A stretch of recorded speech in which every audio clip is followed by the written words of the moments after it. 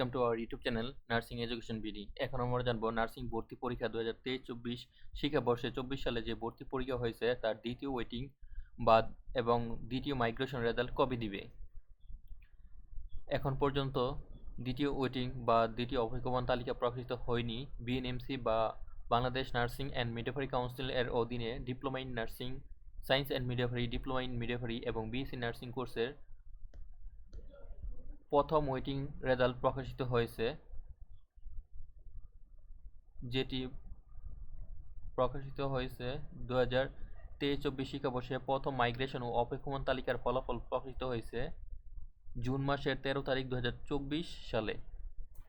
আমরা এখন পর্যন্ত দ্বিতীয় মাইগ্রেশন এর আবেদন হয়েছে।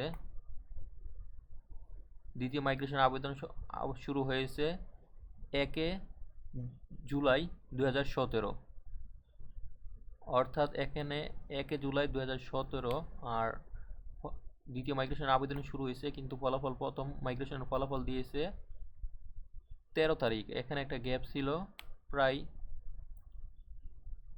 23 দিনের মতন, দুঃখিত 17 দিনের মতন। দ্বিতীয় মাইগ্রেশনের যে 1 তারিখ যদি ধরি আর এখানে 13 বিয়োগ করি, প্রায় 17 দিনের মতন আবেদন হয়।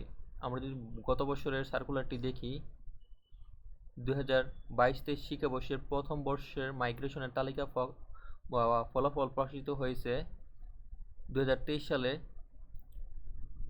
জুলাই মাসের 31 তারিখ, অর্থাৎ প্রায় আগস্ট মাসের 1 তারিখ দিকে ফলাফল প্রকাশিত হয়েছে। এবং দ্বিতীয় মাইগ্রেশনের ফলাফল প্রকাশিত হয়েছে দ্বিতীয় 2022-23 শিক্ষাবর্ষে বা 23 সালে যে ভর্তি পরীক্ষা হয়েছে, দ্বিতীয় মাইগ্রেশন ও অপেক্ষমান তালিকার ফলাফল প্রকাশিত হয়েছে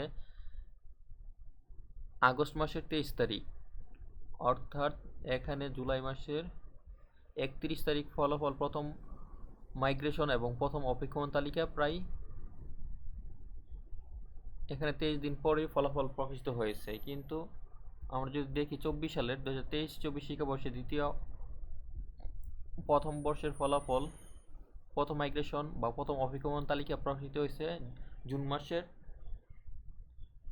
13 তারিখ। এখন জুন গিয়ে জুলাই চলে গেছে এবং আগস্টের 13 তারিখ অলরেডি চলে গেছে। তাহলে এখন আমাদের রেজাল্ট কবে দিবে? যেহেতু দেশের পরিস্থিতি এবং বৈষম্য বিরোধী আন্দোলনের কারণে দেশের পরিস্থিতি স্থিতিশীল, মানে একটা পর্যায় ছিল যে স্থগিত ছিল সব কার্যক্রম, সেই এখন মোটামুটি স্থিতিশীল রয়েছে।